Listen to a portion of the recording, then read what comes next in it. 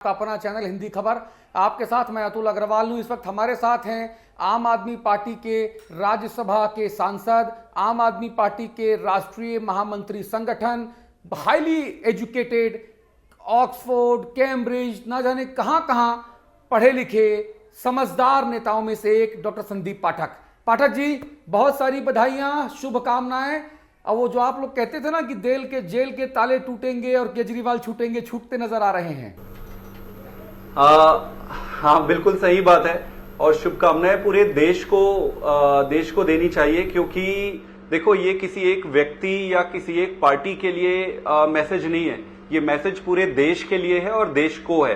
कोई भी तानाशाही व्यवस्था या तानाशाही प्रक्रिया या तानाशाह कभी भी संविधान के ऊपर नहीं हो सकता है। संविधान सर्वोपरि है और संविधान सर्वमान्य है और इसको कोई डिफीट नहीं कर सकता है। सीबीआई को एक बार फिर से पिंजरे में बंद तोता 2013 के बाद अब 2024 में वो सीबीआई को बना दिया है सुप्रीम कोर्ट ने, साफ तौर पे कहा है जस्टिस ने। इस पर आप क्या कहेंगे? जी बिल्कुल, देखिए, हम ये बार बार कहते आ रहे हैं, शुरू से कहते आ रहे हैं कि सीबीआई और ईडी भारतीय जनता पार्टी के ऑफिस से इंस्ट्रक्शन लेती है। ऑफिस से, भारतीय जनता पार्टी के ऑफिस से इंस्ट्रक्शन लेकर फिर ये कार्रवाई करते हैं। और पूरे, हमारे कहने की बात नहीं है, पूरे देश में हर व्यक्ति, हर नागरिक के मन में अब ये कोई संदेह नहीं है कि सीबीआई और ईडी कैसे, कहां से ऑर्डर लेती है और क्या करती है। लेकिन अगर आप कहेंगे कि ऑनरेबल सुप्रीम कोर्ट के इस ऑब्जर्वेशन से मैं खुश हूं, तो मैं खुश नहीं हूं, क्योंकि मैं एक जिम्मेदार नागरिक हूं और हमारे देश के लिए ये जरूरी है कि ये सारी संस्थाएं निष्पक्ष रहे। ये कस्टोडियन है यहाँ के फंडामेंटल जो कॉन्स्टिट्यूशनल फैब्रिक है, जो डेमोक्रेटिक प्रिंसिपल है उसके। तो मैं एक तरीके से तो आहत ही हूं और ये मैं चाहूंगा कि जल्द से जल्द इनकी क्रेडिबिलिटी रिस्टोर हो।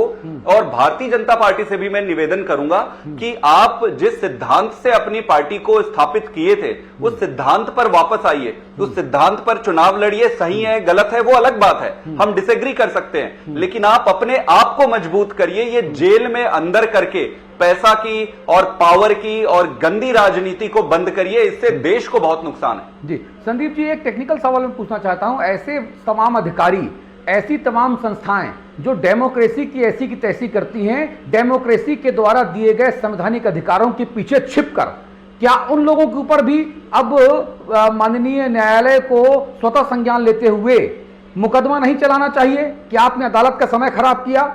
आपने दिल्ली के चुने हुए मुख्यमंत्री, दिल्ली के उप मुख्यमंत्री, दिल्ली के तमाम मंत्रियों और तमाम दूसरे लोगों को जेल में डाला। आपने उनकी जो मौलिक स्वतंत्रता का अधिकार है, आपने उसको छीना।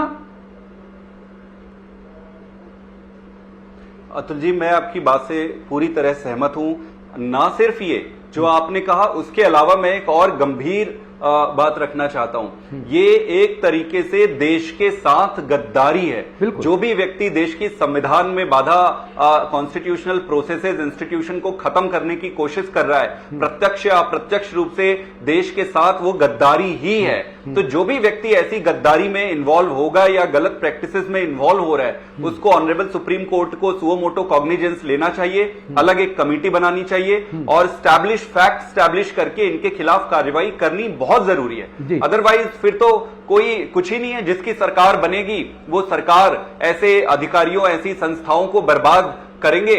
और मेरा एक और सबमिशन है इस पे, कई बारी अधिकारी और अफसर भी पूरे सिचुएशन के बंधक बन जाते हैं। उसमें हर बार उनकी गलती नहीं होती, इसमें उन अधिकारियों से ज्यादा गलती इनके पॉलिटिकल मास्टर्स की है। क्योंकि आज देखो, एक साधारण व्यक्ति तो उस पे इन एजेंसियों में जाती है, जॉब करते हैं, नौकरी करते हैं, अपना काम करते हैं। पॉलिटिकल अनड्यू प्रेशर के कारण उनको भी डरा के, धमका के ये सारी चीजें कराई जा रही है।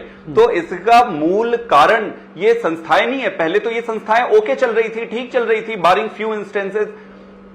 जो इनके पॉलिटिकल मास्टर्स हैं, इनको नहीं बख्शा जाना चाहिए, इनके ऊपर कार्रवाई होनी। तो सदन और स्वाभाविक रूप से जो एरिंग ऑफिसर्स हैं, उनको भी छोड़ना है। सर, आप राज्यसभा के सांसद हैं, बहुत पढ़े लिखे हैं, देश दुनिया देखी है, देश के बाहर भी कई जगहों पर आपने जो है हजारों लोगों के लिए आप रोल मॉडल हैं। डॉक्टर संदीप पाठक, आप उच्च सदन यानी राज्यसभा में अपनी इस आवाज को बुलंद क्यों नहीं करते?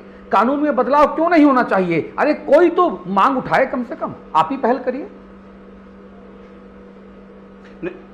निश्चित रूप से मैंने 2-3 बार सदन में ये मुद्दा उठाया है। मुझे लगता है इसको बहुत सीरियस लेके इसको पार्टी लाइन से ऊपर उठना पड़ेगा। देखो, पार्टी हमेशा सेकेंडरी है, देश इंपॉर्टेंट है। ये देश तभी चलेगा जब सारी व्यवस्थाएं निष्पक्ष रूप से देश में ऑपरेट करेंगी। तो आपकी बात बिल्कुल सही है, मैं इसको सीरियस नोट पे ले रहा हूं। आने वाले समय में बाकी के सभी जो देश के प्रति जिनको प्यार है उन सभी लोगों के साथ मिलकर इस बात को और मजबूती से उठाएंगे जी। क्योंकि जब तक ऐसे अधिकारी जो ईडी, सीबीआई, इनकम टैक्स यहां वहां हैं, तैनात हैं, जब तक उनको अपनी सीआर में प्रतिकूल प्रविष्टि नहीं दी जाएगी कि तुमने ये कांड किया, तुमने ये कारनामा किया, तुमने करतूत की, भले ही अपने पॉलिटिकल मास्टर्स के कहने पे की, चूंकि तुम तोता हो पिंजरा में बंधे हुए, जब तक प्रतिकूल प्रविष्टि नहीं होगी तब तक इन मोटी चमड़ी वाले अधिकारियों के चरित्र में और कार्य प्रणाली में कोई भी अंतर आएगा नहीं सर, और ये जरूरी है करना।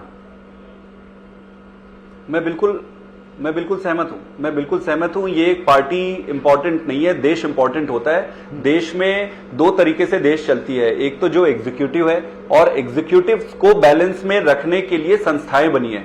अब ये संस्थाएं निष्पक्ष, इन संस्थाओं का निष्पक्ष रहना बहुत जरूरी है। इन्वेस्टिगेटिंग एजेंसीज आप ले लो, आप चाहे तो इलेक्शन कमीशन ले लो। इलेक्शन कमीशन के ऊपर बड़े बड़े संदेह लगाए गए हैं, बड़े क्वेश्चंस उठाए गए हैं। इलेक्शन कमीशन ले लो, इन्वेस्टिगेटिंग एजेंसीज ले लो, दूसरे कई सारे एजेंसीज और इंस्टीट्यूशंस है जिनका इंडिपेंडेंट और न्यूट्रल और मेरिट और फैक्ट बेस्ड रहना बहुत जरूरी है देश के लिए। और जो भी पॉलिटिकल पार्टी है, जो भी पावरफुल व्यक्ति इनके साथ कॉम्प्रोमाइज करने की कोशिश करता है तो वो देश के साथ गद्दारी करता है। मैं आपकी बात से सहमत हूं। इस पर अब कॉग्निजेंस सुओ मोटो ही लेना पड़ेगा और बाकी के सारे राजनीतिक दलों को इस एग्रीमेंट में आना पड़ेगा कि कुछ मुद्दे ऐसे हैं जो चाहे किसी की भी सरकार हो, जो भी व्यक्ति या जो भी पद पर बैठा हुआ व्यक्ति या तानाशाह या राजनीतिक दल इनके साथ छेड़खानी करता है, उसको बख्शा नहीं जाना चाहिए। जी। और जो पूरा modus operandi Bharatiya Janata party का जो अभी तक प्रतीत हुआ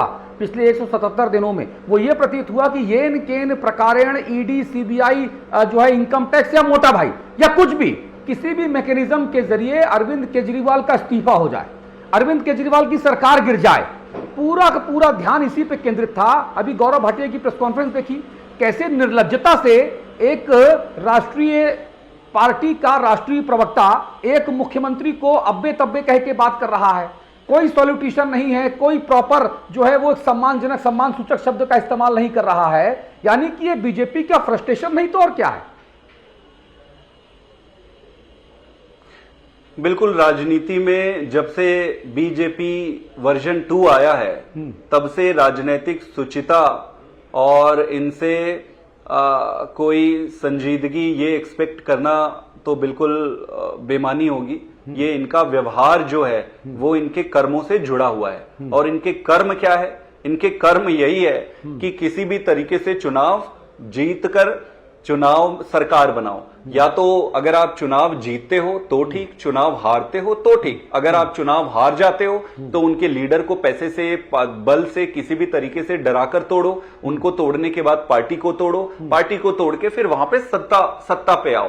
तो ये इनका मॉडस ऑपरेंडी है, पूरा देश देख रहा है। आप भारत देश का इतिहास उठाकर अगर देखेंगे अतुल जी, तो भारत के पूरे समय में अगर आप देखेंगे तो जब भी कोई तानाशाह आया है, देश की जनता ने सही समय पर उनको सबक सिखाया है। देश की जनता कभी भी तानाशाही को बर्दाश्त नहीं करती है, कभी भी इस तरीके के व्यवहार वाले, इस तरीके कर्म वाले व्यक्ति को, संस्था को बर्दाश्त नहीं करती है। तो भारतीय जनता पार्टी खुद ही अपने पतन का कारण बनेगी और धीरे धीरे इनका डिक्लाइन शुरू हो गया है। तो इनका जो स्वभाव है उस पर हमें रिस्पॉन्ड करने की जरूरत नहीं है। मैं समझ सकता हूं आज उनके पेट में दर्द होगा तो उनको दवाई खा के आराम करनी चाहिए, इसके बजाय कि कुछ अब दर्द है पेट में तो कुछ भी कुछ बोलेंगे तो उल्टा उनका ही नुकसान है। उनको मेरा ये सलाह है कि वो आराम करें। आज जब उनके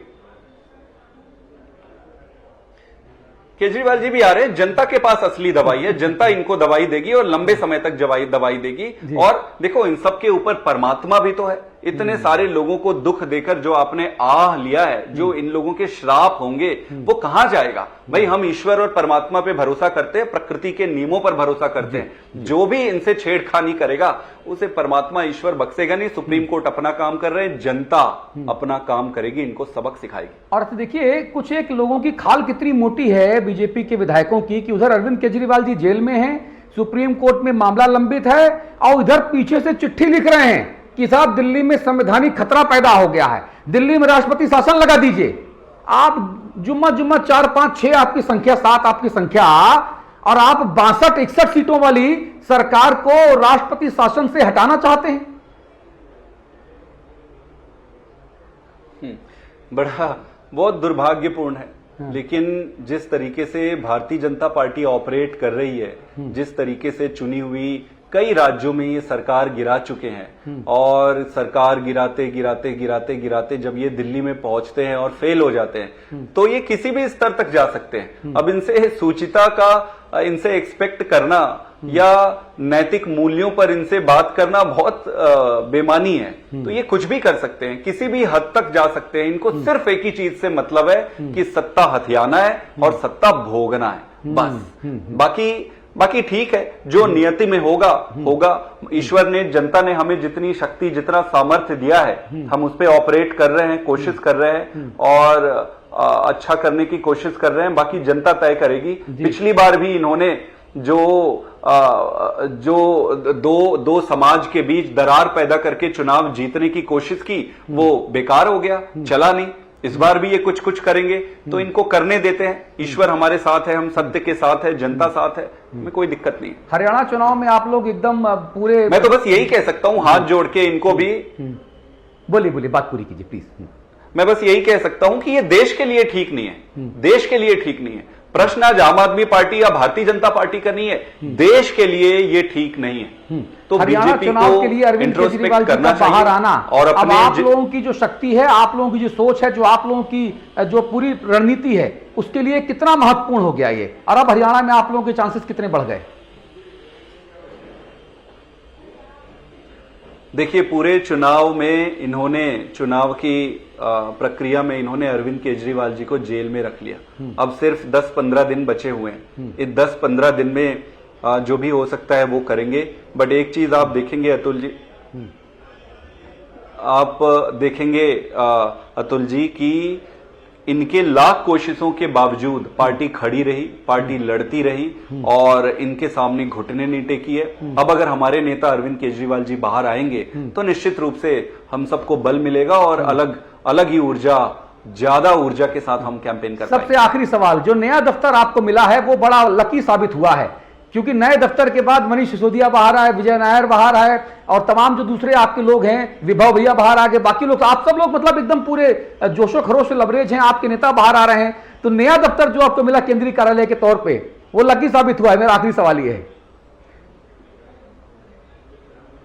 हाँ, नहीं, वैसे तो सब जगह लकी ही होता है। पुराने दफ्तर में हमने इतनी सारे चुनाव जीते और पार्टी की शुरुआत हुई, शुरुआत से यहाँ तक पहुंचे हैं, तो वो दफ्तर भी लकी था। ये दफ्तर भी, अगर आपके कर्म अच्छे हैं ना अतुल जी, बहुत अच्छी बात, और अगर आपके कर्म अच्छे हैं तो सब कुछ आपके पक्ष में होगा।